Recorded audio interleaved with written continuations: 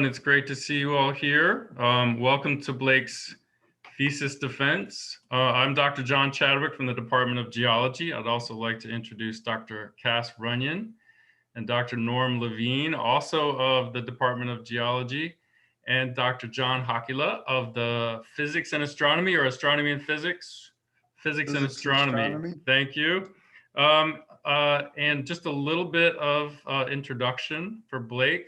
He graduated from the College of Charleston in 2009, majoring in philosophy and minoring in English. And those of us who read his thesis really appreciate that minor in English because Blake is an excellent writer.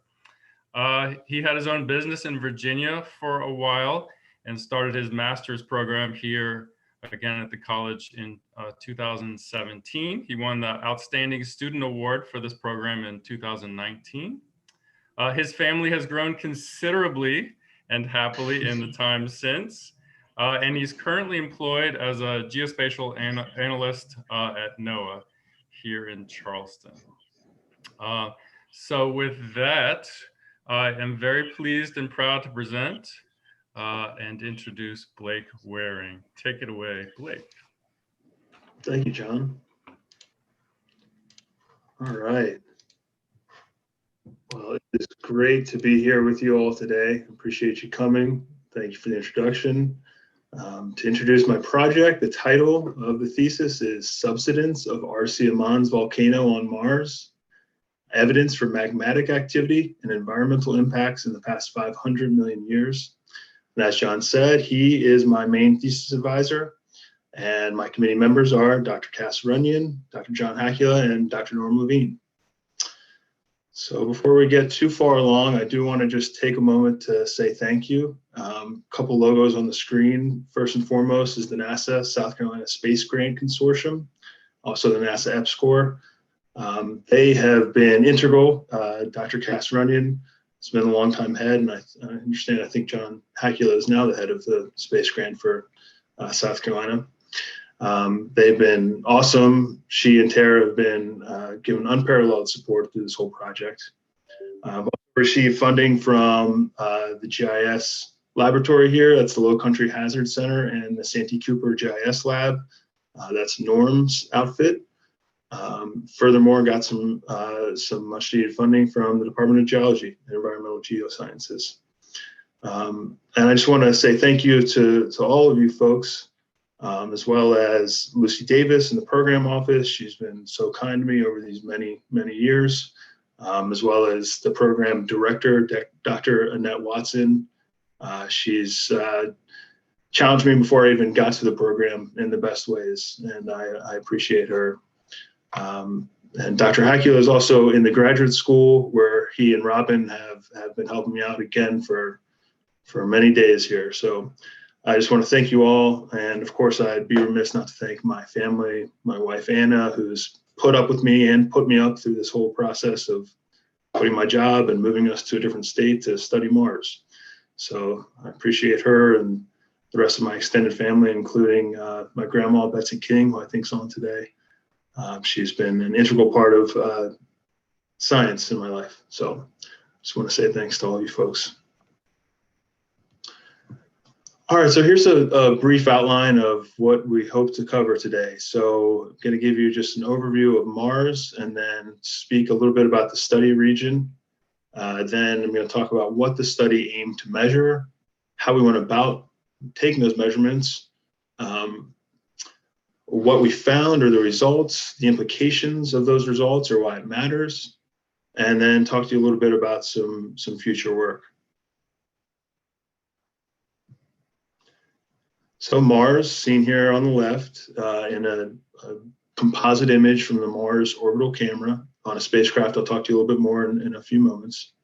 It's a pretty small planet comparatively. It's bigger than the moon, but only about half the size of the Earth. It's got no current global magnetic field, and coupled with its low mass, this has led to a very tenuous atmosphere. So it's got a very thin atmosphere made of mainly carbon dioxide. In this image, you can actually see some really high altitude water ice clouds around the big volcanoes on the planet.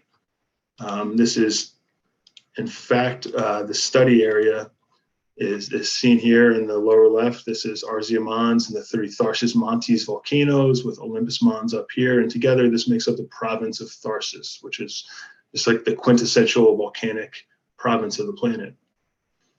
It's got a very different geology than Earth, where we have plate tectonics. So on Earth, most of our volcanism and tectonic earthquakes and things of that nature are focused on plate boundaries.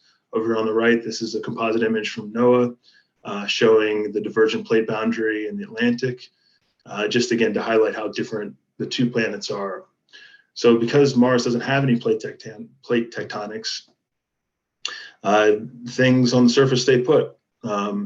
Things aren't drifting around. So in Tharsis, where this where volcanism has been mainly constrained or confined, it's been sitting there and going off for billions of years. So it's a very different planet in that way than Earth. Focusing in a little bit here, this is Tharsis again. This is in a digital elevation model or a topographic view of the Tharsis region.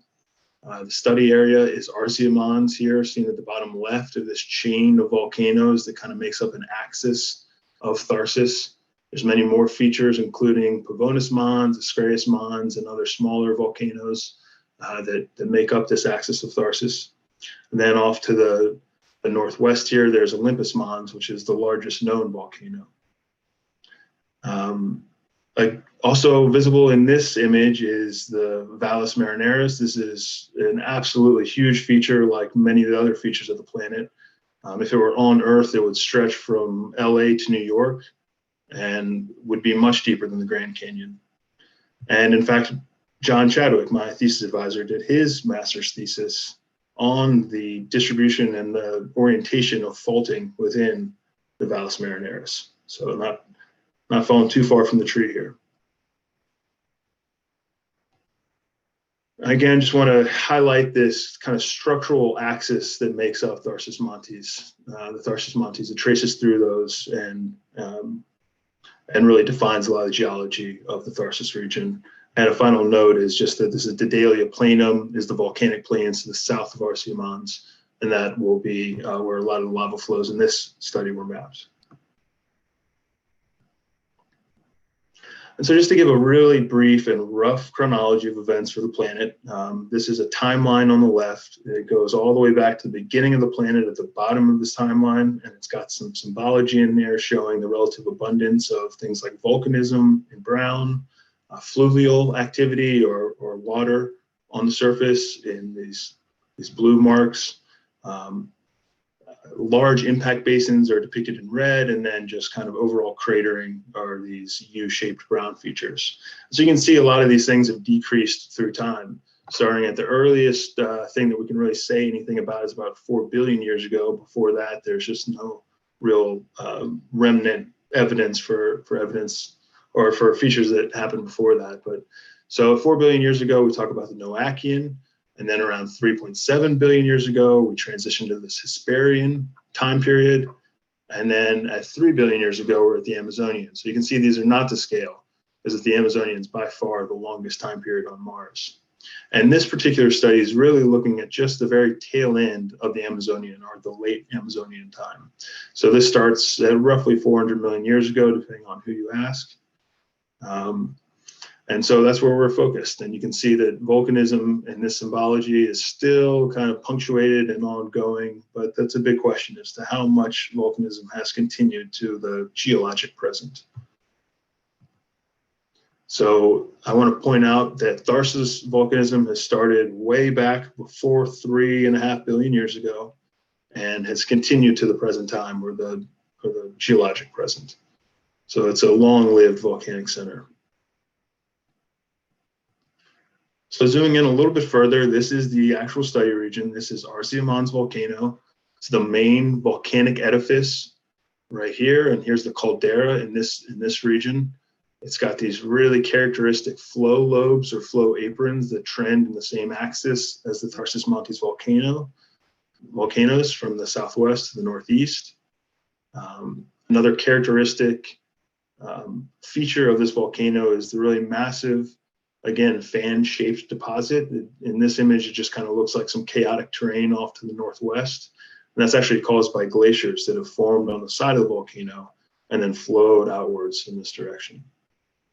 Arsia Mons is the southernmost of these three Tharsis Montes. It is, again, just huge at about 18 kilometers above Martian datum, or about 11 kilometers above the surrounding plains. The flow apron started about 5 to 7 kilometers above this caldera.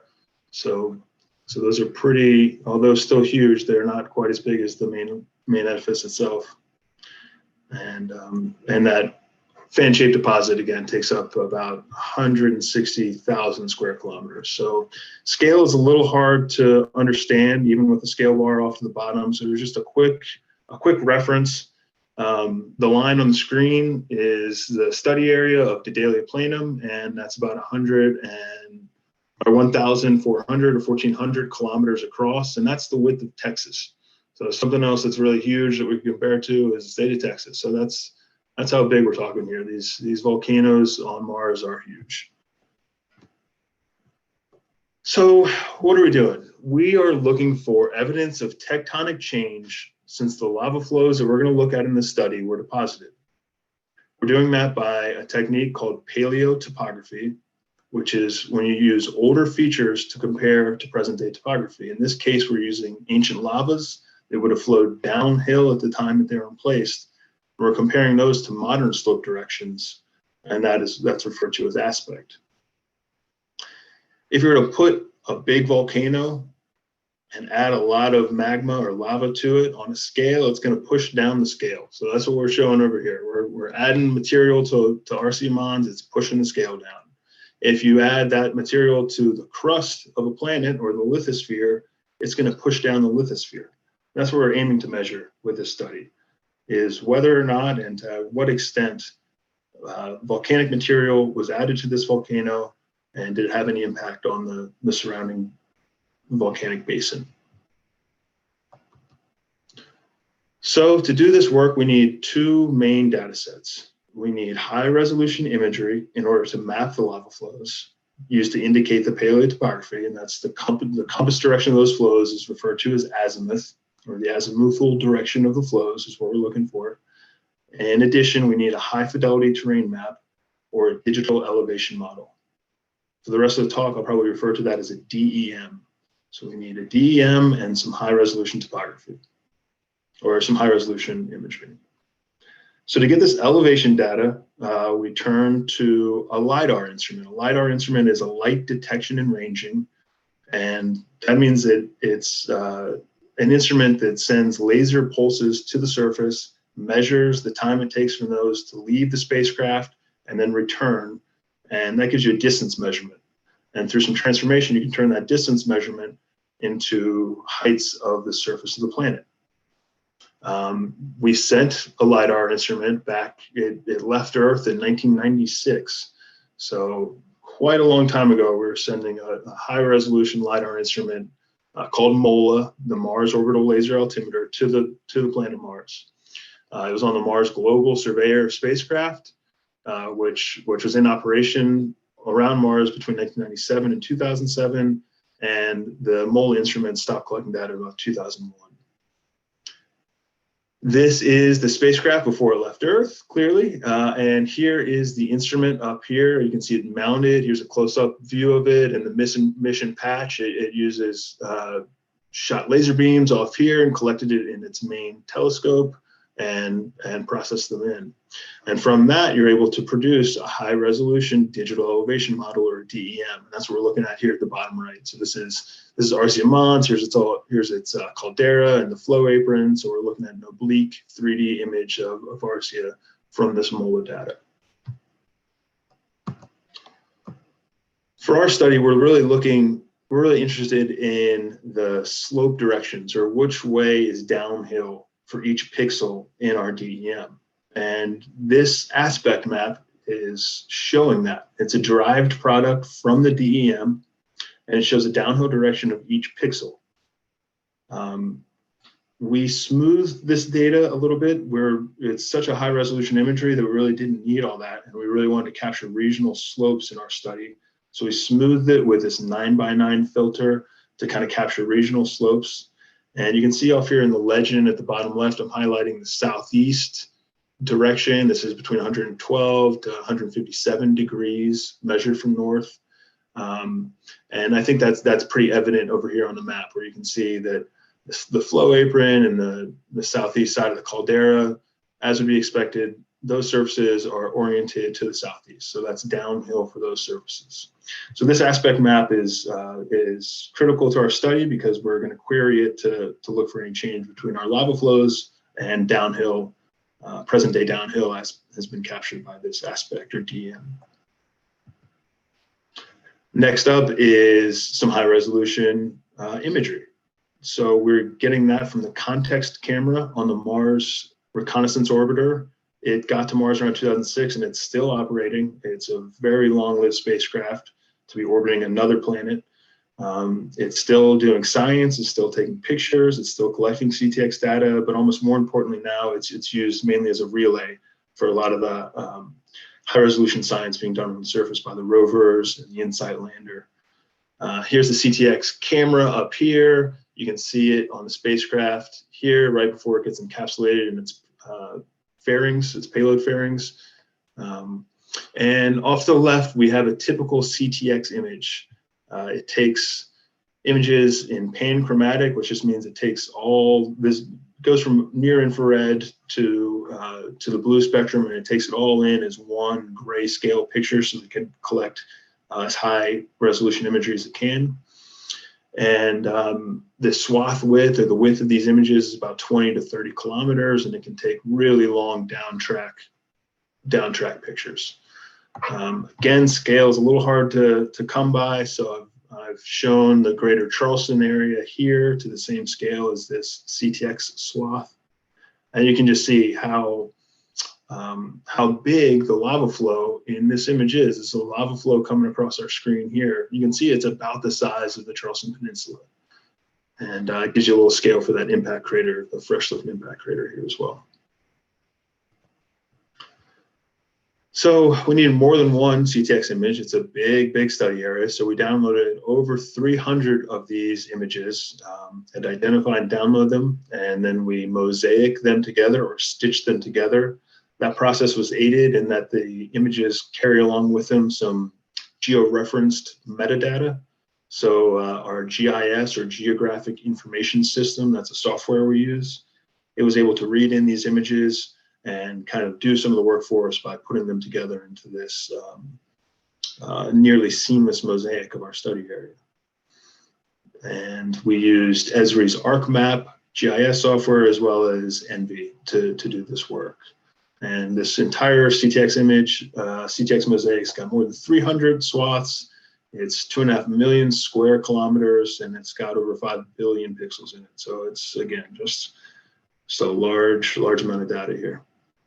Got a couple highlights on the map of Arsia's caldera and Pavonis Mons, the next volcano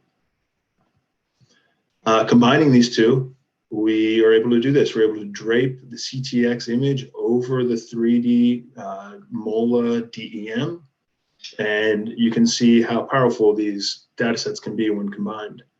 So just for some orientation, we see Arsia Mons in the foreground, then Pavonis and Ascraeus Mons moving away, and off in the background, that's Olympus Mons, the largest volcano that's known in the solar system or anywhere. And that was, Olympus Mons was the site of a study in 2015 by my advisor, John Chadwick. He and his co-authors found lava flows in that basin that were misaligned from downhill. And what they showed was that Olympus Mons added enough material or enough weight in the geologically recent past to sink the crust there. So that really set the stage to be able to come look at these other volcanoes for something similar to have happened. So that's what we set out to do. To do so, we needed to map a lot of lava flows. And so using our CTX mosaic, here's a portion of it. It's about, this scene is about 100 kilometers across. And you can see a few really prominent lava flows coming down through the scene. And so to map them in our GIS software, we first imposed a vector across the lava flow that marks the start and end point of the flow, and it records the direction, or the compass direction azimuth is what that's referred to as.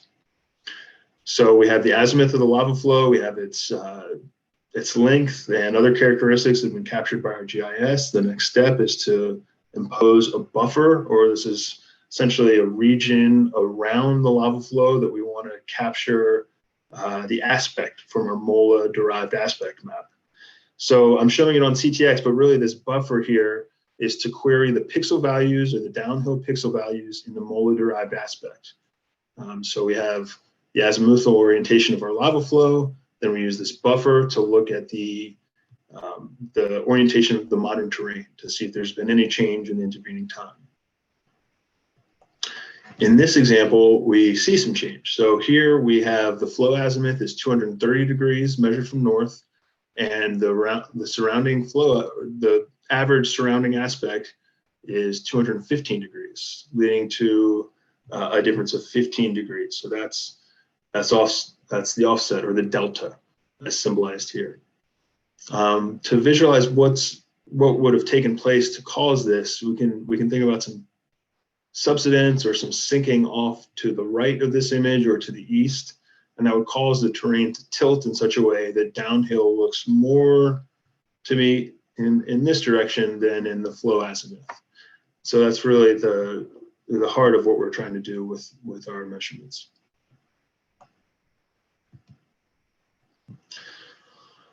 All said, we mapped 145 lava flows around the volcano, and these are, like everything else, just really, really long flows. I mean, some of them were greater than 150 kilometers in length. So 145 of these flows, of that, 117 were in the plains, or the Dedalia Planum south of Arsia. And because of that really high density, we're really focused on that area in subsequent analysis. So we're really focused on these dense regional flows moving forward. To take all these measurements would be time consuming to do each flow individually. Now, of course, we had to map them in a heads up environment in GIS, but after we were able to map them and impose our vector, we're able to automate the process. And Norm Levine helped tremendously in this, using something called Model Builder in ArcGIS. It's kind of like scripting or programming, but with an easy interface. We're able to automate the process to capture the flows, to capture the surrounding aspects, average those together, and put it all together in one master spreadsheet. So then the only thing we had to do manually is just the simple subtraction from one column to the other to get our delta. So when we did that for the south portion of the study area, this is the result. If you were to have subsidence or any change or sinking in events by these flows, you really need to break them up in some way in order to measure that. Taking the average of all the flows together would just be a jumble of values, and it probably, no matter what happened, even if there had been intervening change or not, it'd probably just average out to zero. So the study area was divided into 3 geographic subregions. This is based first and foremost on the axis that I've mentioned running through. This is a major structural feature of the area. Excuse me. So we divided the study area first along that, and then secondarily, there was very visibly different densities of craters. And that tells you that there's different surface ages within the study area. And so that was another clue that we would need to subdivide the area further.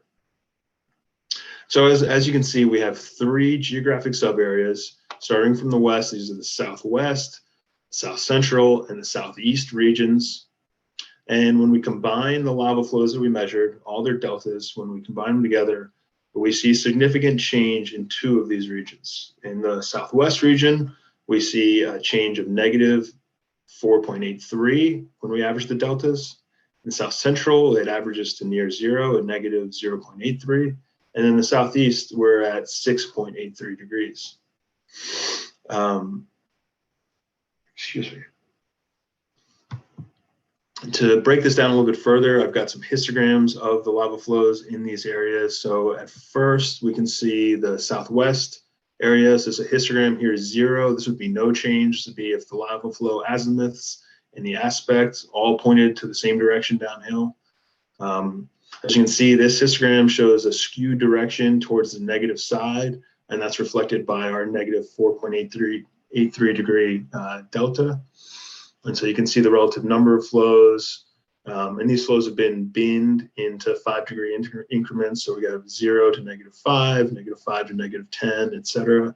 And you can see a pretty strong skew towards the negative direction in this group of flows. Here's the south central histogram. Again, you can see by the normal or Gaussian distribution of this data that there's no real detected change. Most of the lava flows are centered right around our 0 degrees. Here's that on the x-axis. And so we have this nice normal distribution of flows. Finally, here's the southeast histogram, and 0 is moved on us. It's over here on the x-axis because we have a skewed population of flows off to the right or to the positive. And so all said and done, we're looking at tilting, and what we're showing is tilting in the southeast towards the west, and in the southwest generally towards the east. And that's what these average deltas and these histograms tell us. And they tell us that the south central doesn't show that to the same extent. Now, that is an important data point on its own. We can kind of say in general, if there was any subsidence, it was focused to the west of the eastern flows, to the east of the western flows, and either the flows in the central were unchanged or any load was oriented along the azimuths of those flows. And so this is just a little cartoon kind of illustrating that point, is what would happen if you imparted a load that sunk the crust, that made it subside, and that load happened to be directly in line with the azimuth of the lava flow. So if you have that situation, is what we're seeing in the south central portion, you really wouldn't detect any angular divergence between the lava flow and the aspect. Instead, you'd see a slight lessening of the grade. So if, for example, these are low slopes, it's a shield volcano with very low slopes, so maybe 1% grade. And if you add some material and make the terrain subside, and then maybe you go to 0.8% grade. And so that's what we're showing here, and that's what we've seen in the south central region. And so again, this is kind of just some simple geometry, really. We're looking at what direction the subsidence could be occurring, and how do we detect that. So this is just a cartoon diagram showing the southwest, south central, and southeast regions. In the far southwest, we have divergence where our new downhill is pointing in this orientation. The sequence of events would have been the lava flowed. After that time, some load is placed on the crust or the lithosphere, and that led to a reorientation of the topography such that downhill is in this direction. That'd be the opposite for the southeast portion, and then in the south central. So all told, these 3 data points, they all give us information. They all kind of point towards a coherent story. And even though the south central is not showing any substantial change, that it's still an interesting and enlightening data point here.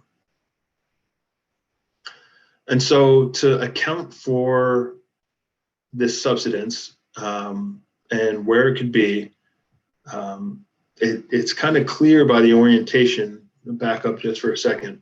It's kind of clear by the orientation that it's not exactly centered on Arsia Mons, the volcano, or its main caldera.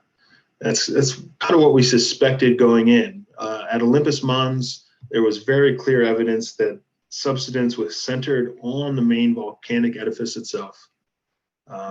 And all the lava flows and Chadwick et al.'s 2015 study really showed similar results, indicating subsidence of Olympus Mons. It's not really what we see here. Instead, we see by looking at these geometries that any subsidence that has occurred, the point of loading is going to be off center from this caldera. It looks to be to the south, to the southwest. And again, that's kind of what we're showing in this cartoon diagram. And that requires some explanation. So I'm going to present two scenarios that are interrelated that could account for subsidence that's off-centered from the caldera itself. In scenario one, we're going to look at the massive southwest flow apron. And I'll just give you a little bit of background about this feature. We're looking at it here in a plan view map with some 500-meter contour intervals superposed on this. And I've highlighted the southwest flow apron with this blue squiggle. And then we're looking at it just in a 3D oblique view from the southeast here. So you can just kind of get a sense of its scale above the surrounding volcanic plains and its relationships to the caldera. Now this feature, like everything else in the study area, is big. It's about 6 kilometers thick or tall. And like the caldera and other features in the study area that trend on this axis of Tharsis, it's younger than a lot of the surrounding terrain. It's been shown to be younger than the main caldera, or I'm sorry, the main edifice, but about the same age as the caldera. And it is, again, in line with this Tharsis axis.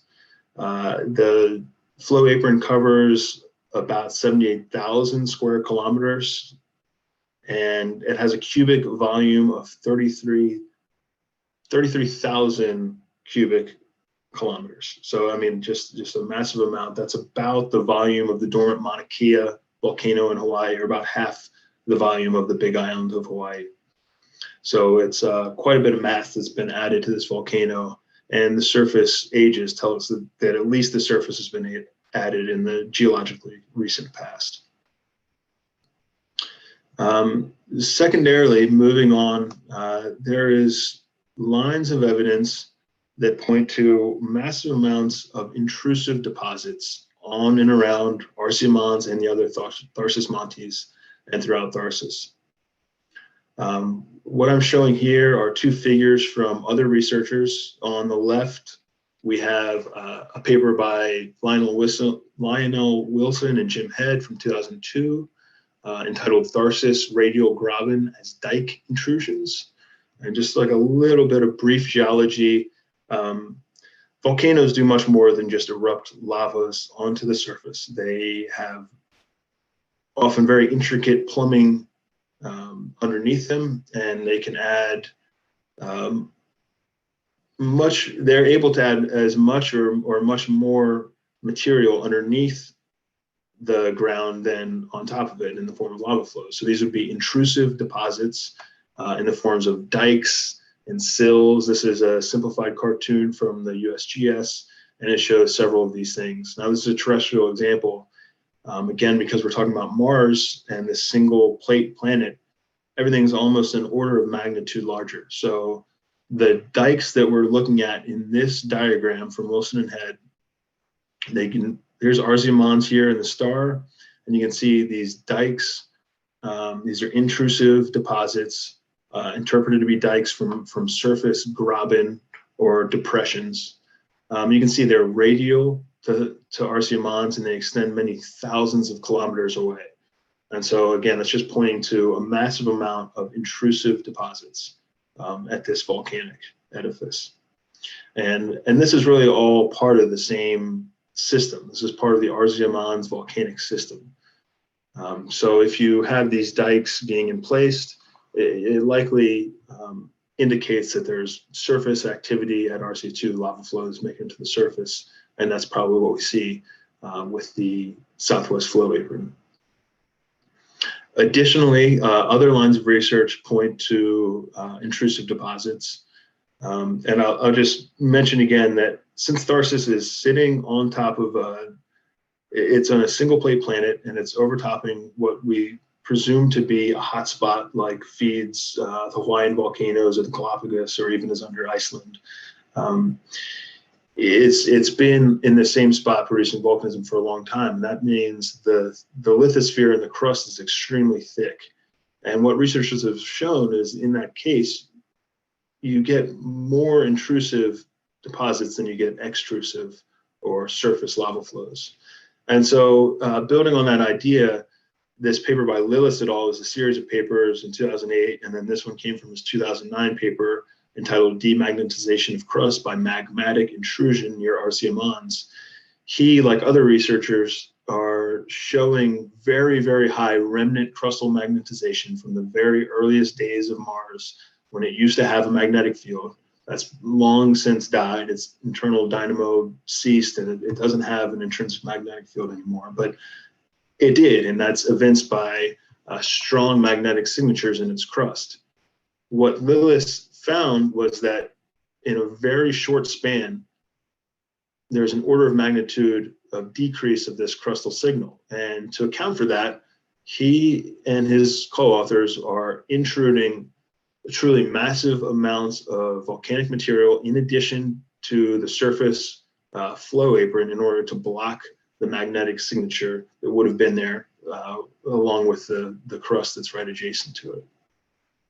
And so just to summarize those ideas, we have the flow apron that's off to the southwest, as well as many lines of research that show evidence and research that show that there have been substantial amounts of intrusive deposits in this same kind of orientation along the axis of the Tharsis Montes. So now that we have mapped our lava flows, we've seen what angular divergence or change has come from those. We want to say something about the relative timing. And to do that, we look to crater counting. And that's a technique to date planetary surfaces where you can't grab a rock and date it in your lab. And so you can look at the abundance of craters on the surface and see about how old it is. When a lava flows onto the surface, it doesn't have any impact craters on it. But through time, once it's sat there and cooled, impact craters will start to accrue on it. And so if you have an area with more or bigger craters, you can say that it's an older area. And to make a meaningful chart from that, you have to account for two main things. And one is the production function, or what number of craters per square kilometer get produced on the surface as a function of their diameter, or how many craters or how many impacts happen, for a given unit. And then how long they stay on the surface of the planet, or how long the crater retention, before they're obliterated. A small crater will be infilled by dust blowing on it much quicker than a really big basin that's excavated a large amount of volume. And so with these two things, we can make pretty meaningful measurements of the surface ages of planets. In our study, we saw a diverse density of impact craters. It was evident even from visual inspection before we started doing any detailed crater counting. And so we divided the study area up into 3 areas of interest in order to bracket any magmatic activity. So we have the southwest area of interest, the due south area of interest, and the southeast area of interest. And we bracketed these areas and we counted all the craters within them. And that accounted for more than 7,000 digitized craters. Here is a close-up of one of these areas with some of these craters digitized. You can see a green kind of grid on here that really just helps work through these huge areas and count all the craters in a systematic way. And so to do this work, we're back in our GIS. We're in ArcGIS using a tool called Crater Tools. It's a free software developed by the University of Berlin. It plugs right into ArcMap, and it enables the quick distortion-free measurements of craters, of impact craters. And it captures the total area of interest and normalizes that to the amount of craters it sees. And so Crater Tools, you go through and you measure all these craters, you digitize them, you draw your circles, It's got some special tools to help you do that. And then it sends out a file to a separate statistical software package called Crater Stats. And Crater Stats does the normalization, and it creates a histogram of the results. And these are called crater size frequency distributions. And the normal way to look at them is in this kind of cumulative graph. And so what we've done is bin all the counted craters into these triangular bins, and they follow an isochron. So this is diameter of the observed craters here on the x-axis versus the number or the square area that they take up, square kilometers in area. And we have our big craters down here and our really small craters down here. And the software, you create a fit line, a best fit line for the observed crater population for your area. And so for that far southwest area, we derived an age of 180 million years plus or minus 8. For the south central or due south, we got an age of 250 million years, give or take 7. And then we got a much older age off to the far southeast. And this was, again, evidenced before we even started the detailed analysis here. It just had a lot more craters and they were much bigger, as you can see by the tail off here to the right of a much bigger kilometer or much bigger diameter. And so this southeast area is showing us an age of about close to 500 million years. And so that lets us bracket the surface activity in our study area. We can say that the area that showed the biggest misalignment was off here in the southeast. Those lava flows have been on the surface for the longest, and so they've recorded most likely the longest amount or the greatest amount of subsidence or sinking. And then we kind of step down in age, and we can say that the youngest recorded surface volume or surface ages was 180 million years ago. So those implications show that Arsia was still erupting, lots of volcanic material, magmas and lavas until recent geologic times. That's confirmed by many other researchers that have gotten independent ages that agree with our own. The extent of these eruptions was unclear from the other researchers. Was it a thin veneer or substantial? And our study points to the latter, that this was a substantial bout of volcanism. Giant dikes imply that Arsia itself was still erupting.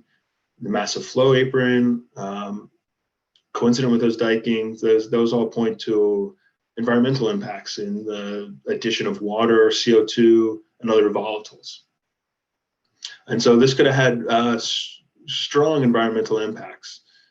This volcano very clearly controls its local environment. That is most strongly evinced in this fan-shaped deposit I mentioned at the outset. It's an absolutely huge glacial deposit. There's many features in there that are thought to still contain glacial ice that's been preserved for many hundreds of millions of years. And many researchers have shown that this glacial deposit was laid down, that ice was actively accumulating on this volcano around the same time that we're showing evidence of volcanic activity. So about 200 million years ago, we're accruing a massive glacier on the volcano. We're erupting tons of lavas, and that's going to lead to some substantial environmental impacts, including periglacial lakes that could persist for thousands, if not a million years, and other potentially habitable conditions. And I'm just kind of wrapping up here. I just want to kind of tie it back to Earth in a way. This is a picture of a glacial volcano or the glacial landform. This is a moraine. We're looking at moraines out here at the distal portion of the glacier, and so that's what we're showing here. This is a moraine. This used to be a glacial deposit here, and then a lake.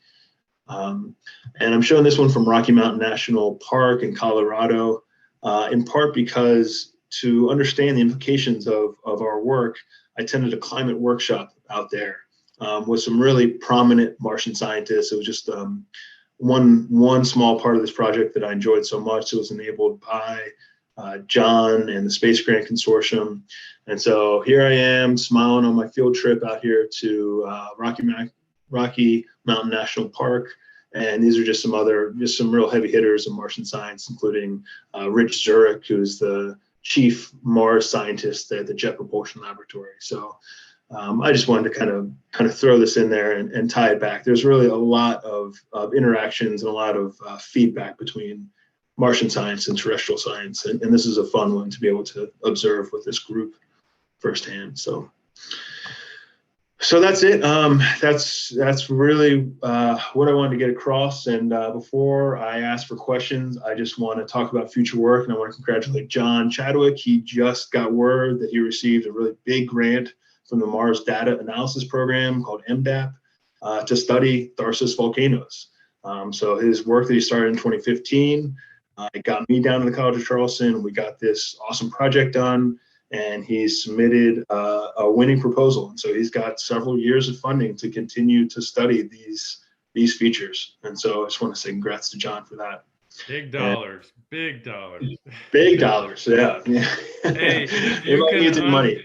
Unmute yourselves. Let's give a big round of applause to Blake if you can do that. Very, very nice. Great job, Blake. Thank you.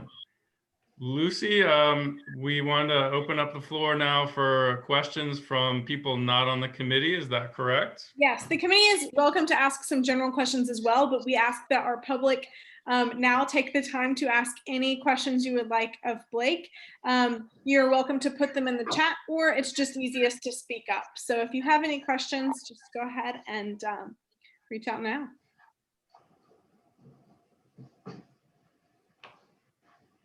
If nobody does, I have a question. Okay, I'll go first. I'll break the ice with this.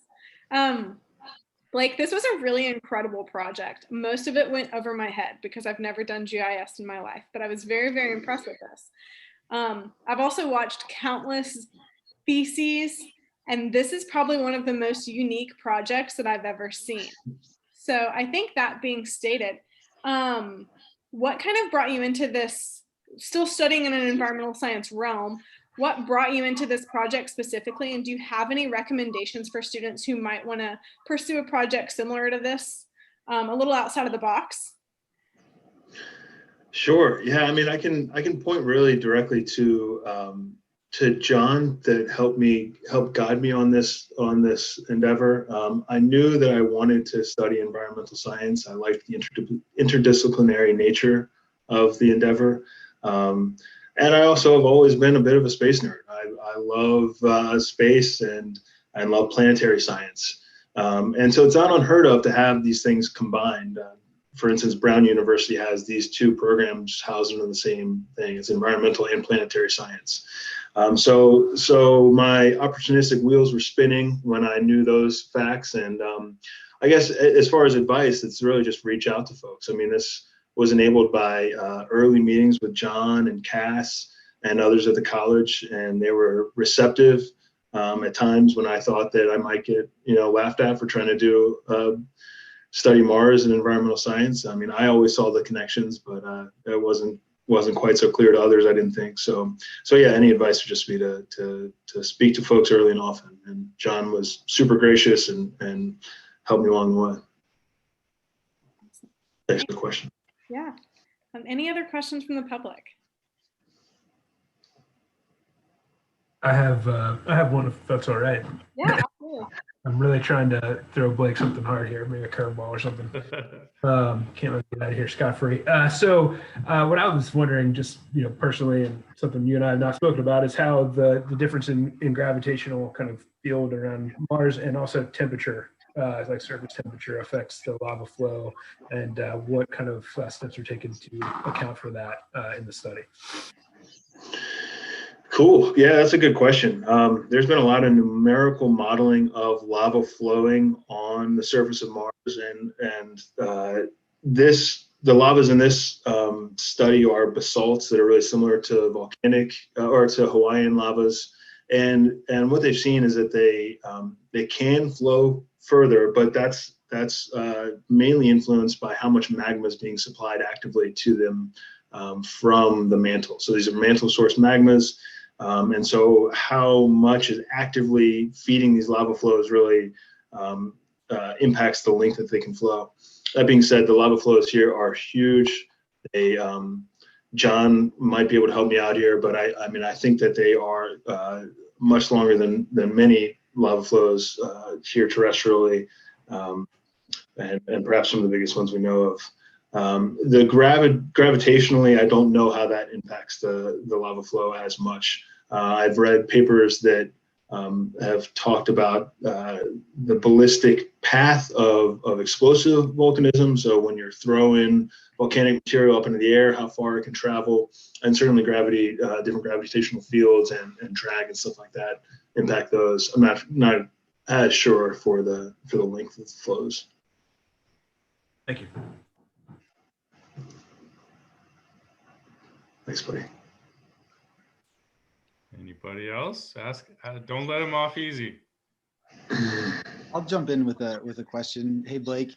Blake and I go back a while. We actually met in a geology class at the College of Charleston, and then you went on to major in philosophy, me in religious studies. And I was wondering how the humanities training that you had has impacted. Like, I mean, this story that you just told was easy for me to follow, right, as a non-scientist. So I was wondering, like, how that training kind of contributed to your work here. Hey, Dr. Casey, it's good to see you. Casey Paraso, it's great to see you. That's a cool question, Matt. I definitely think that, you know, if anything, it may have hindered me some because John always got frustrated that I kept wanting to step further and further back. Well, wait a minute, we could take a step further back. We could go all the way back to the Big Bang and describe it from that point.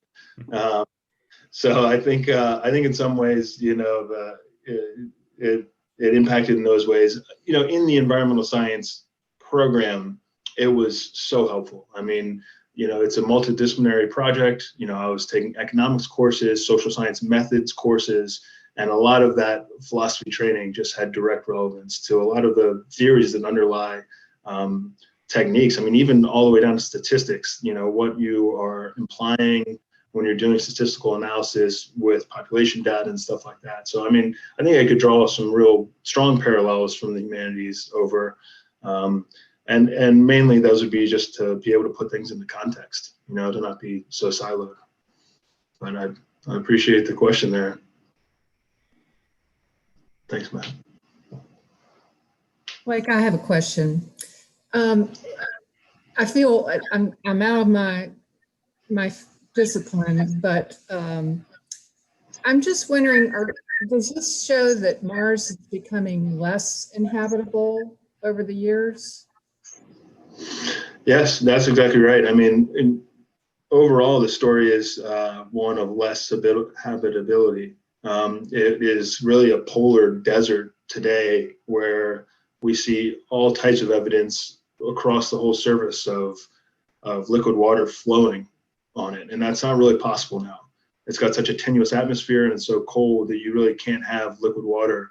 Even just ice that doesn't have any type of cover on it near the equator will not be able to last on the surface very long. It sublimes away. So yeah, it really is a story of less habitability over time. And so something like this, showing that there could have been a regional wide volcanism in the relatively recent past, is kind of unique in that way. And the remnant ice that's sitting on this volcano, you know, you have active heat supply from the interior of the planet, and you have active water ice and other volatiles being supplied. It's kind of a fun thing to think about because there might be remnant microbes that could be living in this glacial ice, you know, if we were really lucky. But at the very least, it's a good spot to look for, if not actual microorganisms or something like that, at least a really insightful climate record. So no, a follow-up on that, if I can. How does this whole line of research impact, or does it, the work on sending probes to Mars and investing in that whole, discovery process? Well, I think again, that one way is when we look to the future for perhaps even not even just probes, but future manned missions, understanding where reservoirs of ice exists across the planet is super important. And so that's something that Mars exploration program headquartered out of JPL, they have taken very seriously. The next planned probe is another water ice mapper. There's been some probes that have radar instruments, but none have been geared directly towards looking for shallow subsurface ice deposits. But certainly that would be a really key resource for any future humans if they were to go there.